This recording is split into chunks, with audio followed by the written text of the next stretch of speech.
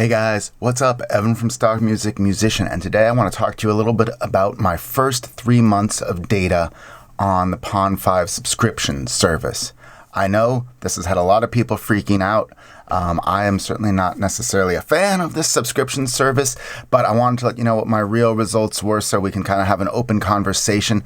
Please don't hesitate to leave your own experiences with the subscription program down in the comments or your thoughts on it. So let's jump into this real quick. Pond5 launched a subscription service where members could download 10 songs or sound effects a month. Now, this raises a couple of questions.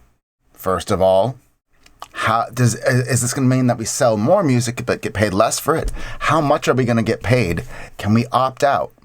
Well, to answer the last question first, no, we cannot opt out. If you've got your music up on Pond5, it was automatically put into the subscription service. Not great. The reason I waited so long to make this video was just because I wanted to get enough data to actually share my opinions on this. In June, which was the first month that the subscription service was launched, I licensed 4 files through the subscription service.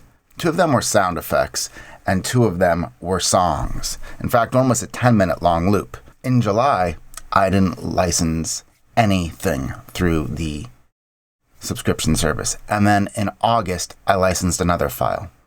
So the first question is just, it seems like maybe this subscription service is not very popular with buyers, which is unfortunate, or not unfortunate, depending on how you take it.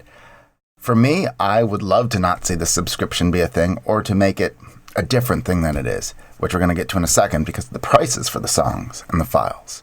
But to balance that out, I do want to state that I've been on Pond5 for probably 5 or 6, maybe even 7 years now. And so I've got a lot of years worth of data of ebbs and flows. And the summer, especially July and August, tend to be the slowest months other than January. So I don't know if this is really going to be fully reflective of the subscriptions. I don't know if they're going to try having a marketing push for it later on down the road. But I would say that the number of additional licenses I got via the subscriptions has been surprisingly low. I'd rather be selling songs for the full price. But I'm happy with getting the sound effects sold. And I'll tell you why in a second when we get to the price. So I wanted to wait till I had 3 full months of data before I said anything, so I could really base it at least on a little bit of information as opposed to just bloviating. Also, if you want to learn how to get started licensing your music, I've got a free 5-day crash course. You can click on the link below to join, and it'll tell you everything you need to know to get started selling your music. So this brings us to the big question. What do you get for each subscription download? For some reason, I can't find the original price breakout per song. Originally, I was able to see what I was getting paid per song, and I just can't find that on my back end right now.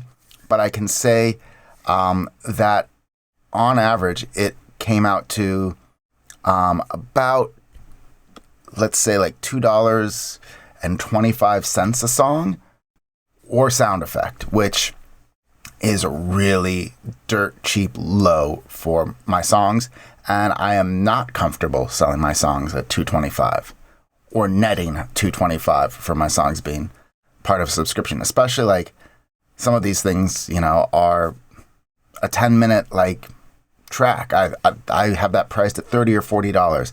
So for me to only be getting $2.25 on that is just really a slap in the face. And if I had any opportunity to opt out of the subscription service, I would.